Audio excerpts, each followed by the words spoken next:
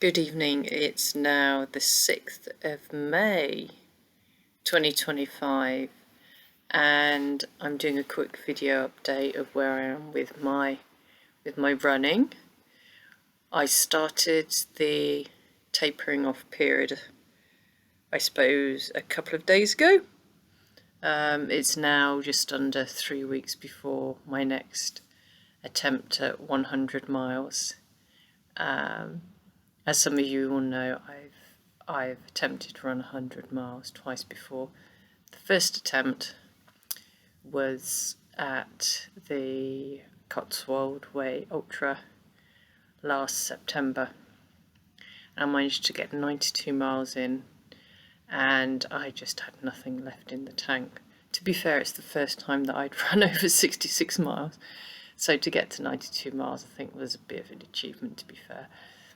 And then my second attempt was at the Arc of Attrition by UTMB, and that was at the end of January.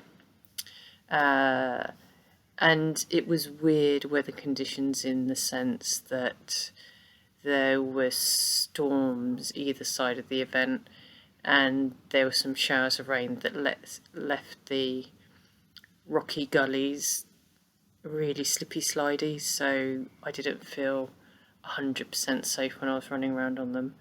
And there was massive ascent in that as well. I mean, I'm okay about climbing, scrambling, things like that, so that side of things was fine. But the cut-offs were really, really tight, and I think they're really, really tight to be able to trip people up, so that there's a bit of kudos in actually finishing it. So I got to 80 miles in that ultra, and I was timed out by 20 minutes. Ooh, boo hiss. So I'm probably not going to go back to that one because of the cut-offs. Because if you just look at my age group, there were 9 in my age group, V50 to 54, and only one of the women finished. So it's quite tough for women of my age to finish. So fair dues to the lady who did finish. You did damn good. Damn good. So anyway, fast forwarding on, my next ultra was going to be the Cotswold Way Ultra this September, but unfortunately because of low numbers they cancelled. So I rearranged to do the South Downs Way Ultra, which is, I think it's run by UK Ultra. So it's another commercial one. I chose to do another commercial one because I realised that I just need somebody completely independent to be there during the night for the aid stations. And it's also good to have people independent of you involved in a race. Not that I don't like people supporting me, I just think that there's more of a heart tug. If you see somebody in the middle of the race that you know, then there's more of a heart tug on you to be able to just say, okay, I'm going to bail out. It's very useful to get support and crew, of course, and yeah, that side of things completely invaluable.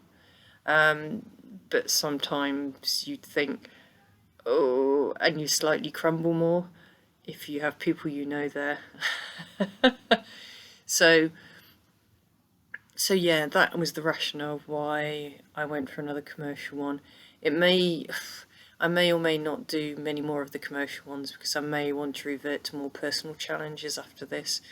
But I would like to have another bash at clearing up the 100-miler. So it's just useful to get a bit more support when you're doing a 100-miler than what you'd have purely on your own. So training's gone all right. Admittedly, it's a few months before I would have been due to have been doing my next 100-mile ultra, and I was going to have about 3 or 4 months off of just purely doing shorter, sharper speed work, and to have a bash at getting my base speed down so that I'm finishing events in a short period of time. So I was going to do that between the end of January and say May, June, but that plan went out the window when the Cotswold Way Ultra was cancelled, and so I signed up to this one instead at the end of May. So I had to junk that idea after about a month, and I gave it a few more weeks to make sure that I was fully recovered after the last one, and then I moved into cranking up the longer runs, thinking about doing the hill walking, doing the strength exercises, doing the core exercises, ramping it up all over again. And it was familiar territory to me. I did try to do some things slightly differently and smarter this time around, in the sense that I haven't done as many massive days as I did before the Arc, primarily because the ascent of this one isn't as steep as for the Arc of Attrition, so I don't need to bung in so much ascent as I was doing previously before Christmas for the other Ultra. So instead, I'm just focusing on the undulation. I made sure that I packed in cross-country races, I packed in fell races, just purely to get that feeling of adrenaline, being off-road, and just getting a bit more enjoyment into the training as well. So I used that as my short, sharp hill work, doing the cross-country races, doing the fell races. And also it gives you a good experience of being under race conditions as well. That's invaluable. One thing that I haven't had as much time to be able to do over the last few weeks is to be getting in as many night runs, and that's just purely because what else has been happening in my life, and sometimes something has to slightly give. I did manage to pack in one night run starting at about 3:30 in the morning on Saturday morning, which made it quite a long running day. So that was good to get back into the motions of running at night, having that feeling of being running when you should be sleeping, which is absolutely crucial when you're training for an ultra. I'd like to have got more, but I know that because I've done this in the past, I have the capability of running until 1 o'clock in the morning. I've got up at 2:30 in the morning and done a 20 miler. You know, I've got that training bagged into my backpack from previous 100-miler attempts. So I know in myself mentally that I have the strengths and the resilience to be able to do that. So that's cool. One thing that I haven't tried for many years is doing double days at weekends, and it's something that I tried in the past, but I just got too exhausted. So I thought I would try it again this weekend. Now, the idea of double days is that you're doing a long run day, and then on the next day, either doing something 10 miles plus or something quite arduous. Not necessarily 2 long runs on consecutive days, but making sure that you're following up after a long run day by having a second day that's going to challenge you. Now, I chose to do a longer running day, and then on the second day I did about an 8-mile or so fell race that was a challenging endeavour. Now, that gave me a good idea of what it's like to be on the second day, feeling quite tired, feeling sleep deprived, and it was quite a challenge because you felt slightly heady, you were basically exhausted, and that mimicked, as far as I was aware, that actually mimicked what it's like once you get to the 24, 25, 26, 27 hour stage of a 100-mile ultra, because you're just on autopilot. And so that was a good reminder of what it feels like to be running when you're dead on your feet, basically. So that I did. I'm not sure I would include that in my training again. I mean, I had trouble with feeling tired by doing double days in the past, and having tried it and experimented it again, I'm not sure I'd use it again. But I just thought I'd pull it out of my back pocket, see if it worked for me on this occasion, and all it did was remind me that I do get tired on the second day of training. So there we go. So in terms of other prep I've been doing, I haven't done much in terms of kit changes. I'm still going to be using the same trail running shoes I have had before. I'm going to ditch the ones that I used on the Cotswold Way Ultra because they basically ragged my feet, even though they were really expensive Inov-8 trail shoes. I'm going to go back to the Mizuno trail shoes that I've been using for a while, because they really do work for me, and particularly in the warmer months I'm not going to need as much of a robust shoe as I did with the Inov-8 shoe. Any other kit changes? I don't think I've got any other kit changes that I'm going to be making over and above any of the kit that I had for the Arc of Attrition. In fact, I'm possibly going to be losing kit because it's a warmer month. It's not going to be as wintry, she says, touching wood here. So the essential kit is slightly less than in the winter Arc. I'm still going to have to carry the head torches for the overnight. I'm still going to have to carry things like power banks, sticks, first aid kit, all that sort of caboodle. We'll still have to have the full body cover of waterproofs just in case, because you never know what happens in the UK. I never forget once seeing snow on top of Pen y Fan in June, for instance. Completely crackers. I wouldn't put anything past the weather these days. So the shoes, I'm going to be using the Mizuno shoes.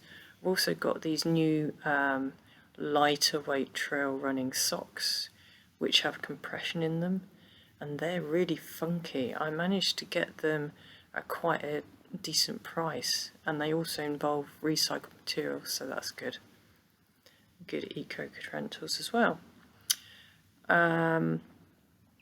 What else have I bought? I'm not going to be changing anything in terms of the electrolytes.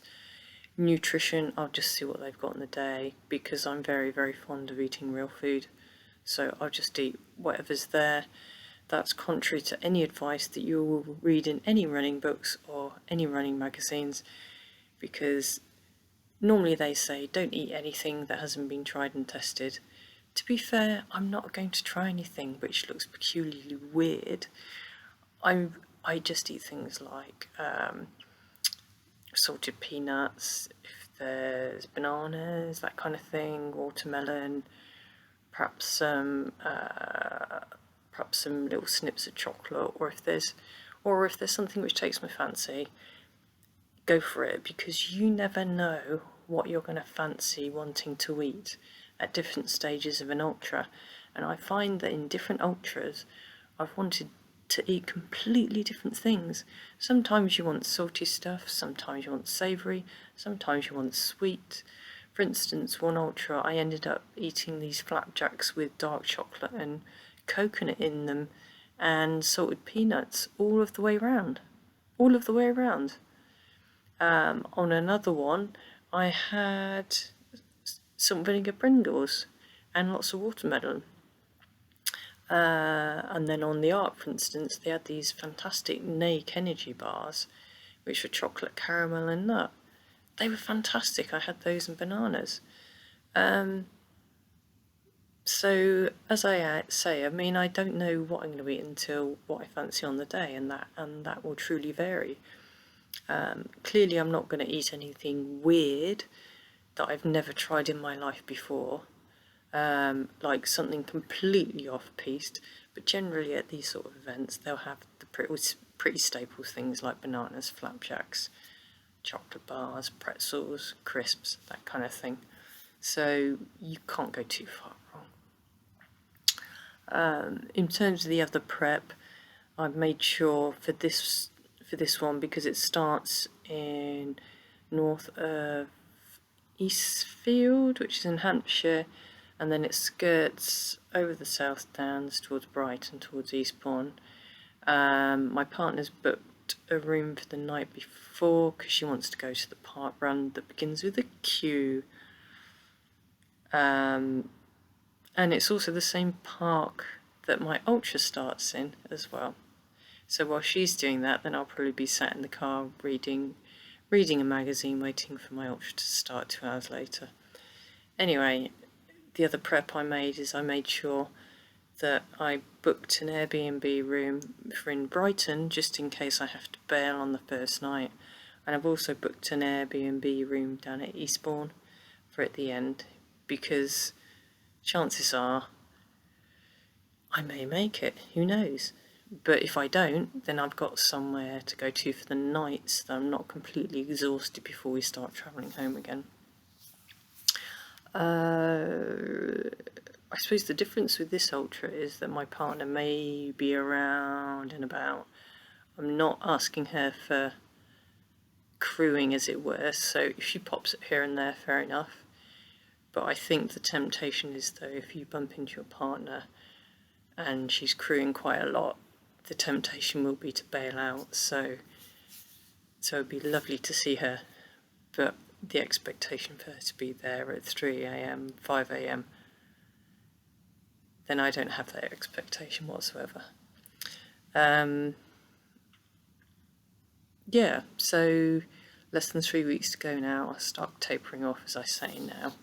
I start reducing my volume, but I keep the quality. I'll slowly start losing the things like the HIIT classes, the body weight exercises, the weights, the barbells, handbells, that kind of thing. I'll be cutting that down over the first couple of weeks, to the extent that I'll probably lose my cycling into work in the final week of tapering off, and then I'll lose all my core exercise work in the last week as well, because by that point there's absolutely no benefit in me doing it whatsoever.